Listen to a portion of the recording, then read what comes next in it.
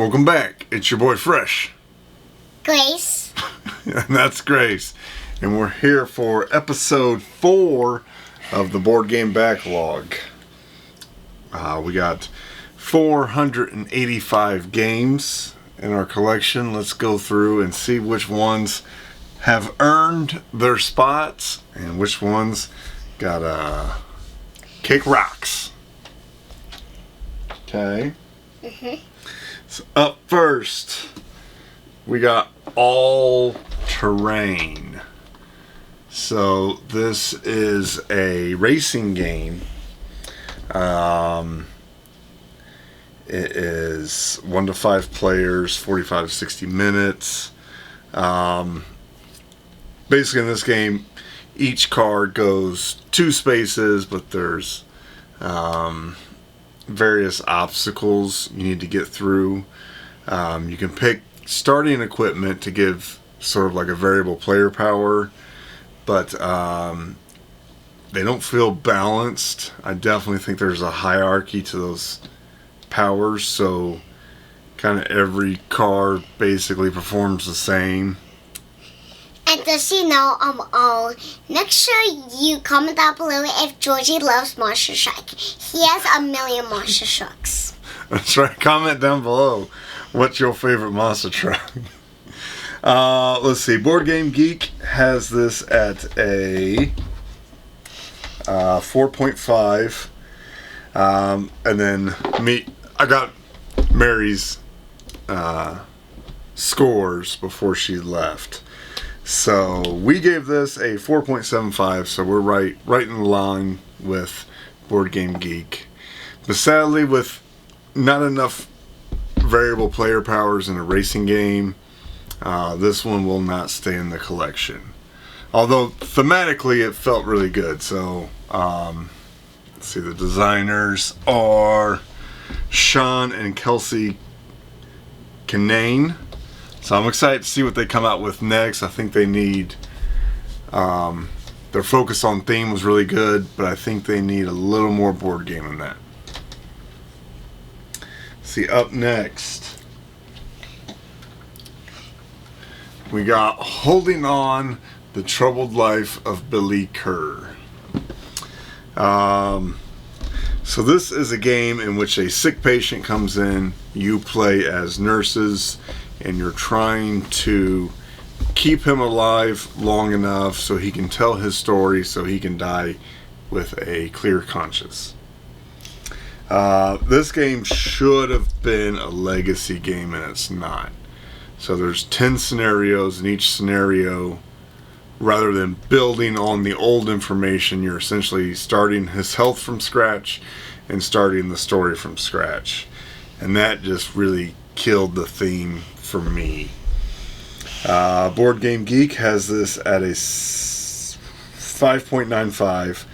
We were at a 6.5, but sadly, Holding On, The Troubled Life of Billy Kerr will not stay. And guess what? I've been in the hospital quite for a long time, so I think I am done. That's right. Up next, we got Narwhal Free for All. What do you think about this game, Gracie? So, it's fine, but I don't really it's kind of tricky, and, it's kind of old, and, kind of beat up a little tiny bit, it's kind of hard, but you do have to put water in it, so I agree, maybe we can play this game, maybe a moment of the weekends, and we have some towels out. That will help work out. So basically you are flinging rings from this pool of water and trying to land them on the narwhal's horn. So that means water in your game room with all of your expensive electronics and cardboard games. Board Game Geek has this at a 5.96. Me and Mary came in at a 2.5. I think the kids are over this game. The flicking is just, the flicking dexterity games, I know a lot of them are directed towards kids, but they don't have the finger dexterity to pull it off, so they're just flinging rings all over the place. And I don't want any water anywhere near my basement. Yeah, and Jordan tries to keep this game and, like, you know, kind of, like, keep it and, like, play with it, but he just kind of leaves us out. Leaves out. Up next, we got Cluedo. So everyone knows what Clue is, so I won't dive into this. Mary bought this for me in Indonesia. This was the most advanced board game she could find. This is just a travel version of it. I couldn't find the actual travel version on Board Game Geek, so just regular Clue is a 5.97. We came in at a 4. The story of getting it in Indonesia is cute enough to keep. Up next, we got Unlock. What is that? Mystery Adventures, The Nautilus Traps.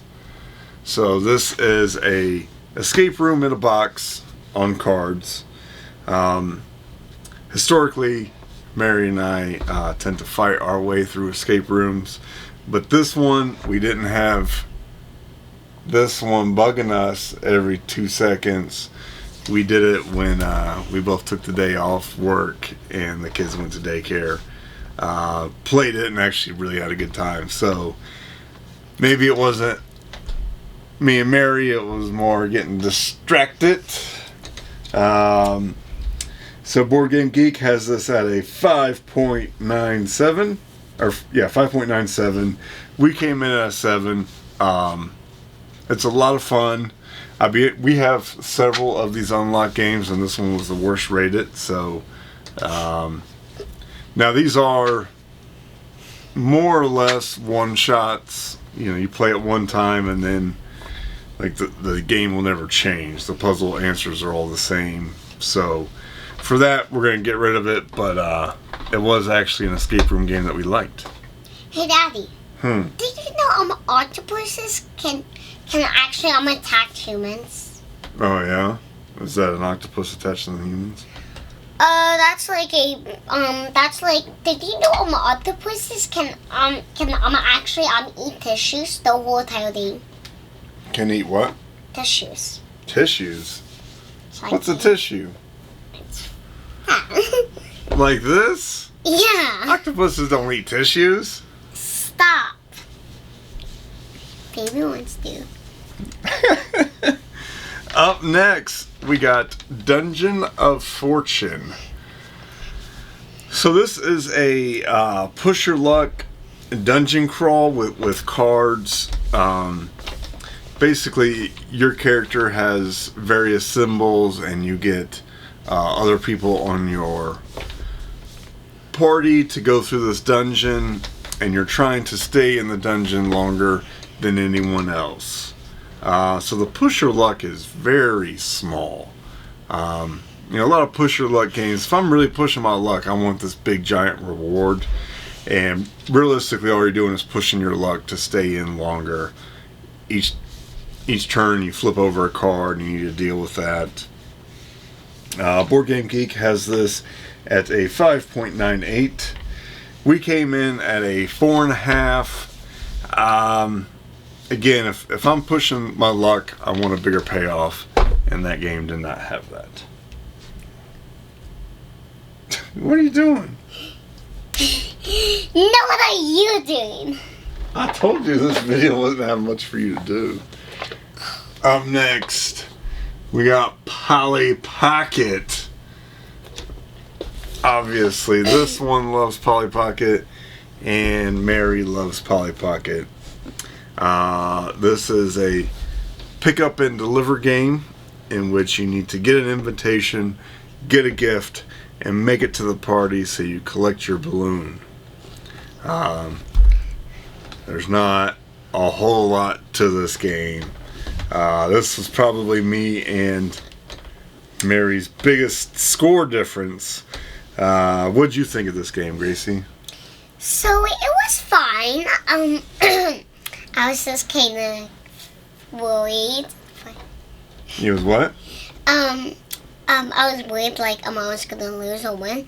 And I really like this game, but I know it's kind of old, and I know you might want to get rid of it, but I really want to keep it. You really want to keep it? Well, let's see. Board Game Geek has this at a 6. We came at a 4.5.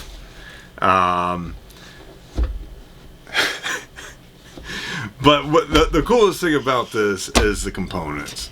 The characters are real Polly Pockets. They do have real rides. Like one of them has a car. One of them's got a cat, a dog, and a swan. It's really cool that real Polly Pockets are in this game. So we will keep this game for the pure and simple fact that Mary loves Polly Pocket, Gracie loves Polly Pocket. This is a 1 million. A million what? Of games. A million of games? No, this is a million number. So A million number? I'm not sure why the number is 6, but it's supposed to be a million. Oh, Gracie rates that game a million. It's because it's so cute, and I love it. So, up next, we just combined these two. They're the same game, it's just one has naughty artwork and one doesn't. Close your eyes, Gracie. There's Exploding Kittens and Exploding Kittens Not Safe for Work. This is... Okay, you can open your eyes.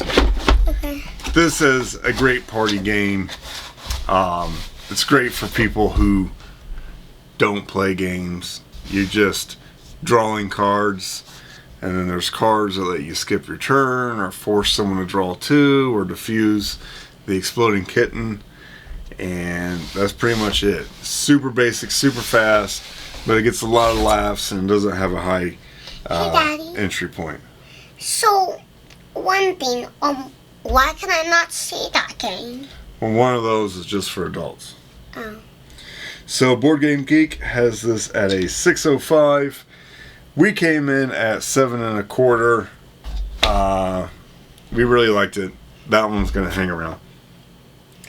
Daddy, how is one game the lowest number you ever counted on this?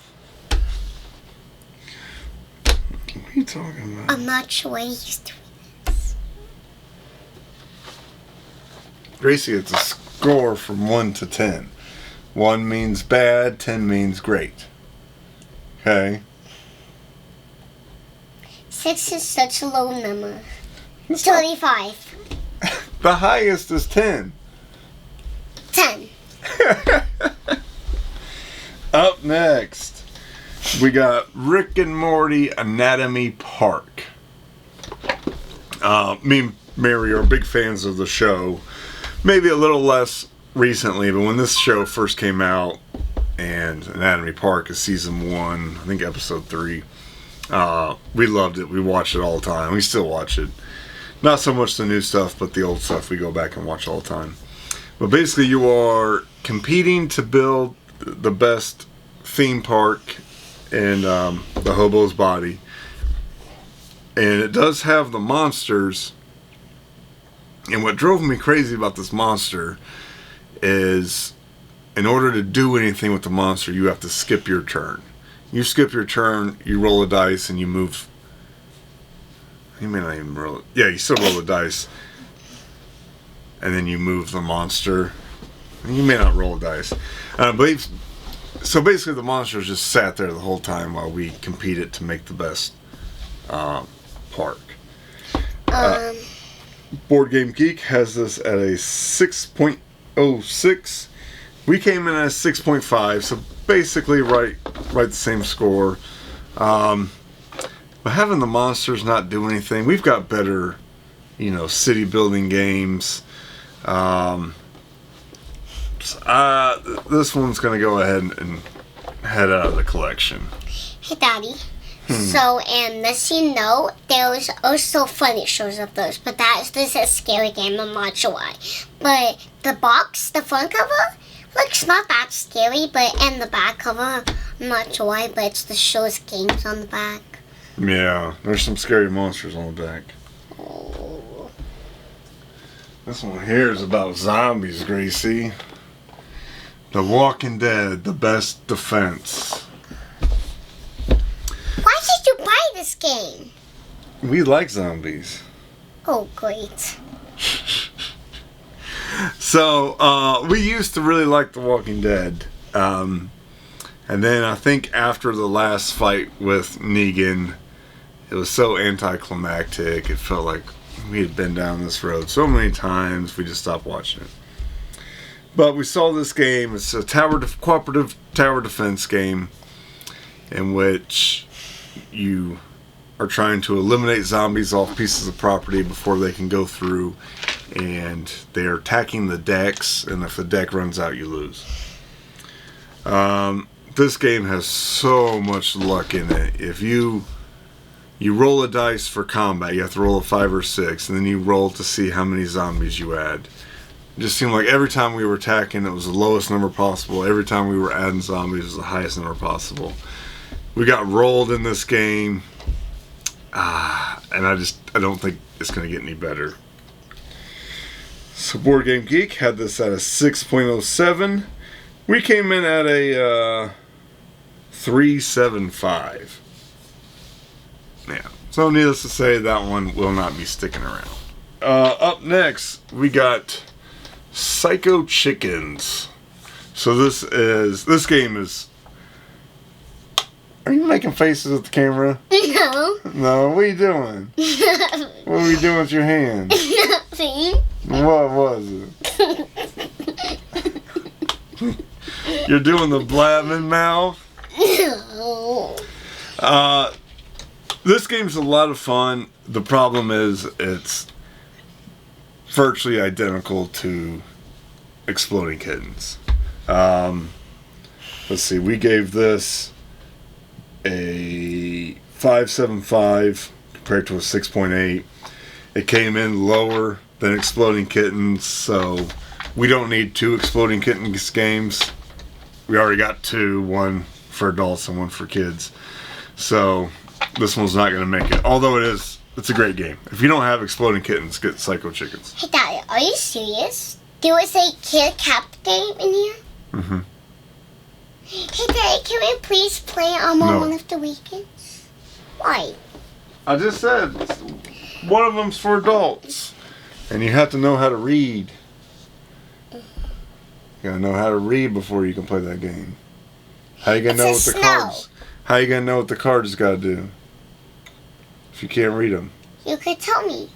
But then the whole point of the game is so I don't know what cards you got. Okay. Gotta work on your reading. Alright, the last game. Race to the North Pole. So, this is another racing game in which you're trying to race a team of explorers to the North Pole. It's a take that game, so you're basically trying to move your team all the North Pole while attacking the other team to send them back to base. The cool thing about this is the whole board will rotate, and they call this storms. They'll rotate, 90 degrees both ways or 180. So then the board will actually change on what path you could take because there's cracks in the ice you can't get over. Board Game Geek put this at a 6.1. We came in at a 3.75. Another big difference. Take that games are just not for us. The funny little art and stuff just didn't save this. I think it would be funner at 4 players than it was at 2. Like at 2, we kind of really didn't interact with each other a ton. It was just, who got the best cards to move the furthest is who won that game. Mm-hmm. So this one is also leaving the collection. So we're going to keep 3 out of 12 and put a dent in this backlog. Alright, well let us know down in the comment section if we made any mistakes, if any of these games sound good to you, and we'll see you next time. Bye-bye. Daddy, you were laughing this whole time. Yeah. Well, why can everyone not see my face? You can see your face. I can't. Can't you see it right there? Can you sit on your knees? Yeah. 6. You're 5. No, 6. Because I'm on my knees. You want some beer? No. No, why not?